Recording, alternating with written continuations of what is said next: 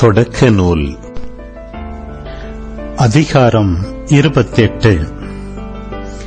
ஈசாக்கு யாக்கோபை அழைத்து அவனுக்கு ஆசி வழங்கி கட்டளையிட்டு கூறியது: நீ கானானிய புதல்வியருள் எவளையும் மணந்து கொள்ளாதே. புறப்பட்டு பதான் அராமுக்கு போய் உன் தாயின் தந்தையாகிய பெத்துவேல் வீட்டிற்குச் செல். அங்கு உன் தாய்மாமன் லாபான் புதல்வியருள் ஒருத்தியை மணந்து கொள். எல்லாம் வல்ல இறைவன் உனக்கு ஆசி வழங்கி நீ பல இனங்களுக்கு தந்தையாகும்படி உன்னை பலுகி பெருகச் செய்வாராக. ஆபிரகாம் பெற்ற ஆசியை அவர் உனக்கும் உன் வழிமரபினருக்கும் வழங்குவாராக. அதனால் நீ அந்நியனாய் வாழும் நாட்டை, அதாவது கடவுள் ஆபிரகாமுக்கு தந்த நாட்டை உரிமையாக்கிக் கொள்வாய். இவ்வாறு ஈசாக்கு யாக்கோபை அனுப்பி வைக்க அவனும் பதான் அராமுக்குச் சென்று அரமேயனான பெத்துவேலின் மகனும் யாக்கோபு ஏசாயின் தாய் ரெபேக்காவின் சகோதரனுமான லாபானிடம் வந்து சேர்ந்தான். ஈசாக்கு யாக்கோபுக்கு ஆசி வழங்கி அவனை பதான் அராமில் மணமுடித்துக் கொள்ளுமாறு அங்கு அனுப்பி வைத்ததும், ஆசி வழங்குகையில் கானானிய பெண்களிடம் பெண் எடுக்கக்கூடாது என்று கட்டளையிட்டதும், யாக்கோபு தன் தாய் தந்தைக்கு கீழ்ப்படிந்து பதான் அராமுக்குச் சென்றதும் ஏசாவுக்கு தெரிய வந்தன. ஈசாக்கிற்கு கானானிய பெண்களை பிடிக்கவில்லை என்பதை ஏசா கண்டு இஸ்மயேலிடம் சென்று ஏற்கனவே தனக்கிருந்த மனைவியரை தவிர ஆபிரகாமின் மகன் இஸ்மயேலின் மகளும் நெபயோத்தின் சகோதரியுமான மகலாத்தை மணந்து கொண்டான்.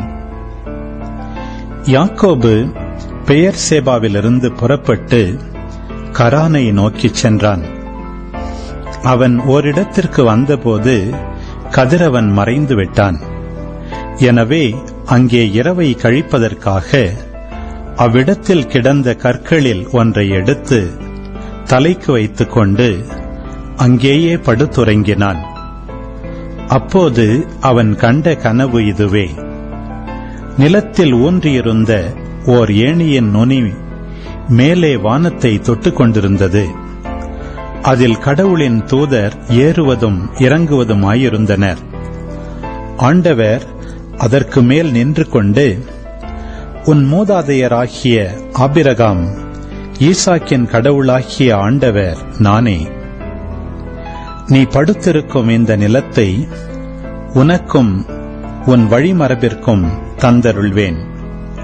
உன் வழிமரபோ நிலத்தின் மணலுக்கு ஒப்பாகும். நீ மேற்கு, கிழக்கு, வடக்கு, தெற்கு திசைகளில் பரவிச் செல்வாய். உன்னிலும் உன் வழிமரபிலும் மண்ணுலகின் எல்லா இனங்களும் ஆசி பெறுவன. நான் உன்னோடு இருப்பேன். நீ எங்கு சென்றாலும் உனக்கு நான் காவலாயிருந்து இந்நாட்டிற்கு உன்னை திரும்பி வரச் செய்வேன். ஏனெனில் நான் உனக்கு வாக்களித்ததை நிறைவேற்றும் அளவும் உன்னை கைவிட மாட்டேன் என்றார். யாக்கோபு தூக்கம் தெளிந்து, உண்மையாகவே ஆண்டவர் இவ்விடத்தில் இருக்கிறார், நானோ இதை அறியாதிருந்தேன் என்று அச்சமடைந்து, இந்த இடம் எவ்வளவு அச்சத்திற்குரியது! இதுவே இறைவனின் இல்லம், விண்ணுலகின் வாயில் என்றார். பிறகு யாக்கோபு அதிகாலையில் எழுந்து தலைக்கு வைத்திருந்த கல்லை எடுத்து நினைவு தூணாக அதை நாட்டி அதன் மேல் எண்ணெய் வார்த்து லூசு என்று வழங்கிய அந்த நகருக்கு பெத்தேல் என்று பெயரிட்டார். மேலும் அவர் நேர்ந்து கொண்டது: கடவுள் என்னோடிருந்து நான் போகிற இந்த வழியில் எனக்கு பாதுகாப்பளித்து உண்ண உணவும் உடுக்க உடையும் தந்து என் தந்தையின் வீட்டிற்கு நான் நலமுடன் திரும்பச் செய்வாராயின் ஆண்டவரே எனக்கு கடவுளாக இருப்பார்.